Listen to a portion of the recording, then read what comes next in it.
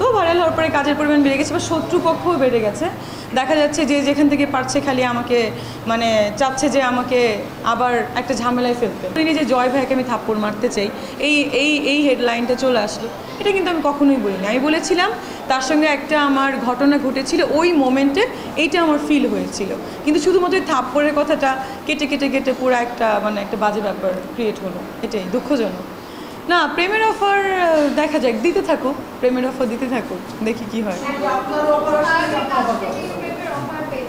হ্যাঁ, নায়কদের কাছ থেকে অনেক প্রেমের অফার পাই, কিন্তু নায়করা তো কলিগ, সাধারণত এটাই ভাবি, ফ্রেন্ড, আমার খুব ক্লোজ ফ্রেন্ড তারা, এটাই কলিগ।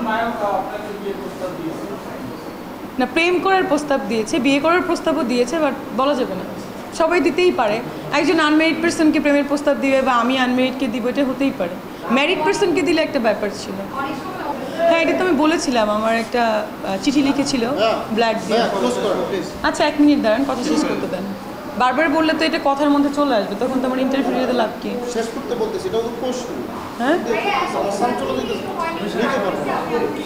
ঠিক আছে, শেষ করতে দেন। আপনি যদি বারবার ডিস্টার্ব করেন তাহলে আমি এটাও শেষ করতে পারবো না, আপনারটাও পারবো না, এটাও পারবো না। না বললে তো তারাও তো একটা চ্যানেল থেকে আসছে, তাই না? আমি এসছি বলেই কথা বলছে। কয় মিনিট হয়েছে দেখো? আচ্ছা, লাস্ট প্রশ্ন হচ্ছে, আপনার কিন্তু 10 মিনিট হয় নাই। অনেকটা আলোচনা সমালোচনার মধ্যে দিয়ে গেলেন, তারপরে কি মনে হচ্ছে, কাজ বেড়েছে কি কমেছে? না, আলোচনা সমালোচনার মধ্যে গিয়েছি, কাজ অনেক বেড়েছে, অনেক কাজ করছি, অনেক প্রোগ্রাম দেশের বাইরে করছি, মানে প্রপোজাল আসতেছে, তো আমি যেতে পারছি না, মানে আমার আব্বু সিক থাকার কারণে, আমার এখানে অনেক কাজ থাকার কারণে ভালো লাগছে, মানে আগের মতোই আবার কাজের অফার আসছে, যখন ডে ওয়ানে স্টার্ট করেছিলাম সেরকমই, মানে খুব ভালো লাগছে বিষয়গুলো। হ্যাঁ, এটা সত্য, ভাইরাল হওয়ার পরে কাজের পরিমাণ বেড়ে গেছে বা শত্রুপক্ষও বেড়ে গেছে। দেখা যাচ্ছে যে যেখান থেকে পারছে খালি আমাকে মানে চাচ্ছে যে আমাকে আবার একটা ঝামেলায় ফেলতে। এই দেখা যাচ্ছে যে এই নোটিশ পাঠাচ্ছে, ও দেখা যাচ্ছে ক্লিনিকে নোটিশ পাঠাচ্ছে, ইভেন আমার প্রফেসররা যারা আমার ক্লিনিকের কয়েকজন আছে, আমার স্যাররা, তারাও আমাকে এখন, তারা তো অনেক বড়, আমার বাবার সেম এজ হবে, তারাও আমাকে এখন প্রফেশনাল জেলাসি করছে যে আমি হয়তো অনেক পেশেন্ট পেয়ে যাচ্ছি।